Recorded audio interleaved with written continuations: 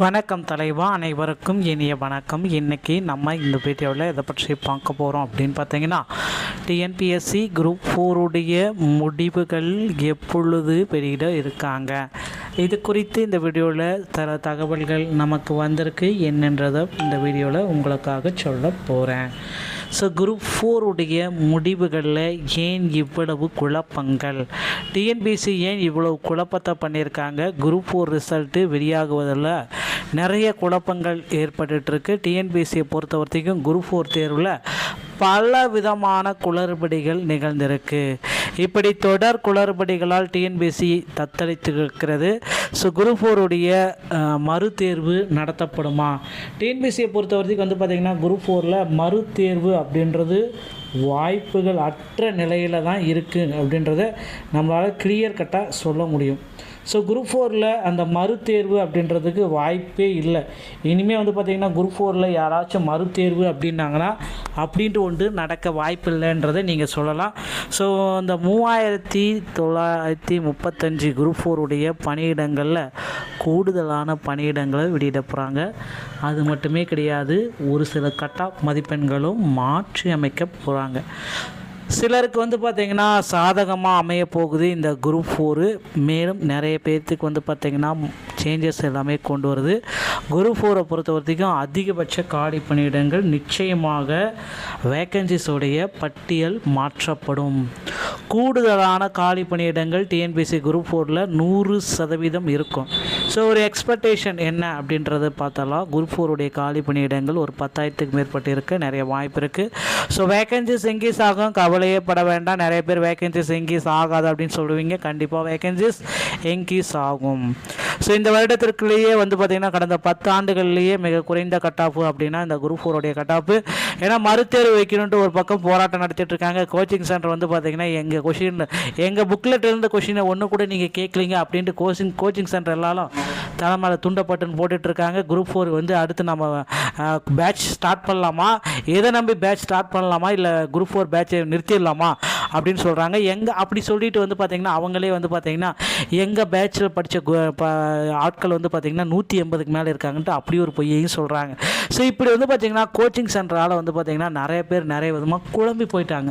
So தேர்வர்கள் பார்த்திங்கன்னா aspirants எல்லாமே என்னது குரூப் 4ல் நீங்கள் ஒரு மாதிரி சொல்கிறீங்க, எங்கள் தலைவர் கோச்சிங் சென்டரில் வேறு மாதிரி சொல்கிறாங்க, இதில் நாங்கள் எங்கே நான் எடுத்துக்கிறது, கோச்சிங் சென்டரில் சொல்கிறத எடுத்துக்கிட்டா இல்லை நீங்கள் சொல்கிறத எடுத்துக்கிட்டோமா, இல்லை கவர்மெண்ட் சொல்கிறத எடுக்குமானா? ஸோ கவர்மெண்ட் என்ன சொல்கிறாங்களோ அது மட்டும்தான் ஃபைனலாக ஆன்சர் கீ. அது மட்டும்தான் ஆன்சர் கீனா அதுதான் ஆன்சர் கீ. ஸோ நான் வச்சிருக்கிற புக்கில் தான் நீங்கள் படிச்சிருக்கீங்க. என் புக்கில் கோச்சிங் சென்டர் புக்கில் 25 கொஷின் நீங்கள் தப்பாக கேட்டிருக்கீங்க, எங்களுக்கு 25 கொஷினை போடுங்க அப்படின்னா கவர்மெண்ட் போடாது.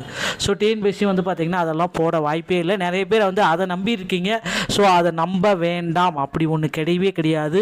அப்ஜெக்ஷன் ட்ராக்கர் நீங்கள் வச்சாலும் அது மதிப்பெண்கள் வருமானது சந்தேகம் தான். ஸோ அந்த மாதிரி 25 மார்க் என்கிட்ட பார்த்திங்கன்னா இருக்குது. நான் 25 மார்க் போட்டாங்கன்னா நான் பாஸ் ஆகிடுவேன், எனக்கு பார்த்திங்கன்னா குரூப் 4ல் விஏஓ பணியே கிடைக்கும் அப்படின்னு நிறைய பேர் கோச்சிங் சென்டர் அப்படி சொல்லிவிட்ருக்காங்க. ஸோ அதையும் என்கிட்ட சொல்கிறாங்க நிறைய பேர், எங்கள் கோச்சிங் சென்டர் 180 கட் ஆஃப் இருக்குது, 25 மார்க் கவர்மெண்ட் ஆன்சருக்கு கீழே தப்பாக இருக்குது, அந்த 25 மார்க் போட்டே ஆகணும் அப்படின்ட்டு போராட்டம் நடத்துகிறேன்னு சொல்லிட்டு இருக்காங்க. ஸோ நிச்சயமாக பார்த்திங்கன்னா அந்த போராட்டங்கள் எல்லாமே டைம் வேஸ்டான போராட்டம். அந்த போராட்டத்தால் எந்த யூஸும் இல்லை. குரூப் 4ல் பார்த்திங்கன்னா வேகன்சிஸ் என்கேஜ் பண்ண போகிறாங்க. குரூப் 4ல் கிட்டத்தட்ட பார்த்திங்கன்னா 130க்கு மேலேயே பார்த்திங்கன்னா ஒரு 5 லட்சம் பேர் இருக்கிறதா தகவல் வந்திருக்கு. அது மட்டுமே கிடையாது, 140க்கு மேலே 30,000 பேரும், 150க்கு மேலே ஒரு 10,000 பேரும், 155க்கு மேலே ஒரு 700 பேரும் இருக்கிறதா தகவல் வந்திருக்குங்க. ஸோ ஒவ்வொரு கம்யூனிட்டியிலையும் எவ்வளோ பேர் இருக்காங்க அவங்களுடைய கம்யூனிட்டி வைஸை வச்சு பிரித்து டிஎன்பிஎஸ்சியில் பார்த்திங்கன்னா வேகன்சிஸ் எல்லாமே 1:10 இல்லைன்னா 10க்கு பதிலாக 20, 30, 40 எப்படின்றத கூப்பிடுவாங்க. ஸோ ரிசல்ட்டை பொறுத்த வரைக்கும் தயாரிப்பு பணிகள் 99% முடிவடைக்கப்பட்டது. ஸோ ரிசல்ட்டுடைய டேட் பார்த்திங்கன்னா விரைவில் வெளியிட போகிறாங்க, கவலையே பட வேண்டாம். ஸோ டிஎன்பிஎஸ்சியில் இந்த தகவல்கள் அனைத்துமே தற்சமயம் நமக்குடையாக இருக்குது. ஸோ ரிசல்ட்டை பொறுத்த வரைக்கும் நம்ம வெயிட் பண்ணலாம். இப்போ பார்த்திங்கன்னா ஒரு காமனான கட் ஆஃப் தான் நான் உங்களுக்கு சொல்ல போகிறேன். எல்லா டிபார்ட்மெண்ட்டுக்கும் சேர்த்து பிஏஓக்கு பார்த்திங்கன்னா ஜென்ரலுக்கு 150, அதே மாதிரி junior assistant 151, forest watcher 145, typist 140, steno typist 135, PSTM 120, ex serviceman 118. So BC கேட்டகரிக்கு பார்க்குறப்ப விஏஓக்கு 145, junior assistant 144, forest watcher 139, typist 135, steno typist 133, PSTM 118, ex serviceman 115. அடுத்து பிசி முஸ்லீம் VAO 140, junior assistant 119, forest watcher 133, typist 130, steno typist 130, PSTM 115, ex serviceman 110. MBC மற்றும் டிஎன்சியில் VAO 135, junior assistant 134, forest watcher 130, typist 124, steno typist 127, PSTM 110, ex serviceman 108. எஸ்சியில் VAO 130, junior assistant 129, forest watcher 126, typist 120, steno typist 120, PSTM 107, ex serviceman டிரான்ஸ்லேட்டரோட வந்தால் 105. அடுத்து SC 7 VAO 125, junior assistant 124, forest watcher 120, typist 118, steno typist 118, PSTM 107, ex serviceman டிரான்ஸ்லேட்டரோட 100. எஸ்டியில் VAO 100, 120, junior assistant 120, forest watcher 118, IPS 116, steno typist 115, PSTM 105, ex serviceman டிரான்ஸ்லேட்டரோட வந்தால் 100. இந்த மதிப்பெண்கள் நீங்கள் பெற்றிருக்கும் பட்சத்தில் குரூப் 4 பண்ணி நிச்சயமாக உங்களுக்கு கிடைக்கும். மீண்டும் ஒரு நல்ல தகவலோடு நான் உங்களை சந்திக்கிறேன். நன்றி, வணக்கம், தேங்க்யூ.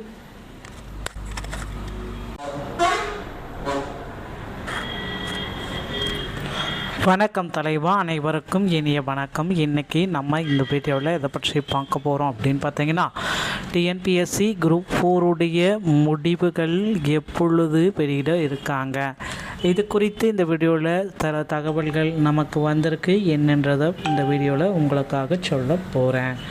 ஸோ குரூப் 4உடைய முடிவுகளில் ஏன் இவ்வளவு குழப்பங்கள், டிஎன்பிஎஸ்சி ஏன் இவ்வளவு குழப்பத்தை பண்ணியிருக்காங்க, குரூப் 4 ரிசல்ட்டு வெளியாகுவதில் நிறைய குழப்பங்கள் ஏற்பட்டுருக்கு. டிஎன்பிஎஸ்சியை பொறுத்த வரைக்கும் குரூப் 4 தேர்வில் பல விதமான குளறுபடிகள் நிகழ்ந்திருக்கு. இப்படி தொடர் குளறுபடிகளால் டிஎன்பிஎஸ்சி தத்தளித்திருக்கிறது. ஸோ குரூப் 4உடைய மறுதேர்வு நடத்தப்படுமா? டிஎன்பிஎஸ்சியை பொறுத்த வரைக்கும் வந்து பார்த்திங்கன்னா குரூப் 4ல் மறுதேர்வு அப்படின்றது வாய்ப்புகள் அற்ற நிலையில் தான் இருக்குது அப்படின்றத நம்மளால் கிளியர் கட்டாக சொல்ல முடியும். ஸோ குரூப் 4ல் அந்த மறுதேர்வு அப்படின்றதுக்கு வாய்ப்பே இல்லை.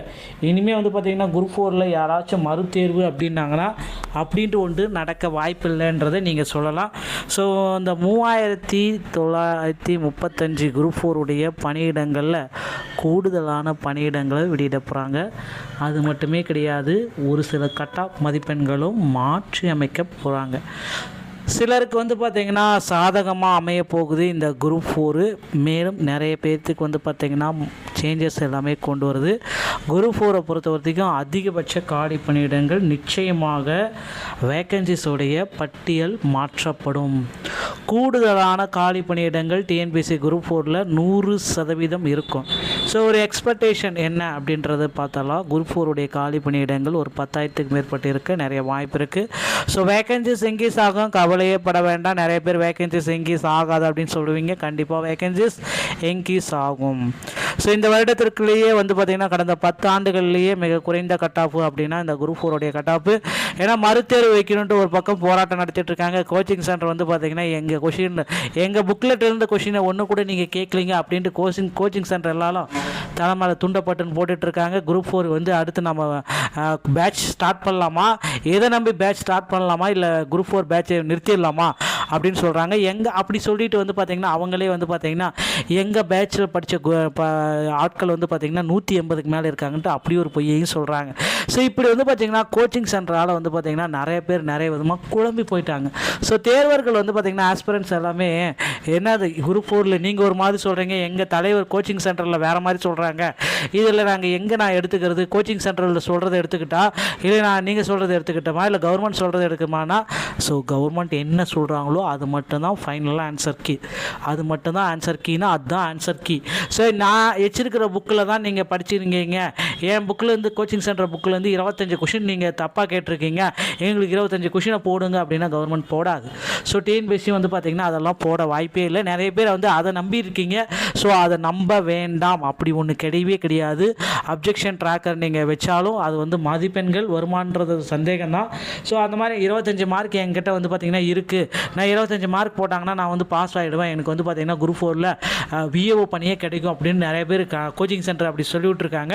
ஸோ அதையும் வந்து என்கிட்ட சொல்கிறாங்க நிறைய பேர், எங்கள் கோச்சிங் சென்டர் 180 கட் ஆஃப் இருக்குது, 25 மார்க் கவர்மெண்ட் ஆன்சருக்கு கீழே வந்து தப்பாக இருக்குது, அந்த 25 மார்க் போட்டே ஆகணும் அப்படின்ட்டு போராட்டம் நடத்துகிறேன்னு சொல்லிட்டு இருக்காங்க. ஸோ நிச்சயமாக வந்து பார்த்திங்கன்னா அந்த போராட்டங்கள் எல்லாமே டைம் வேஸ்டான போராட்டம், அந்த போராட்டத்தால் எந்த யூஸும் இல்லை. குரூப் 4ல் வந்து பார்த்திங்கன்னா வேகன்சிஸ் என்கேஜ் பண்ண போகிறாங்க. குரூப் 4ல் கிட்டத்தட்ட வந்து பார்த்திங்கன்னா 130க்கு மேலேயே வந்து பார்த்திங்கன்னா ஒரு 5 லட்சம் பேர் இருக்கிறதா தகவல் வந்திருக்கு.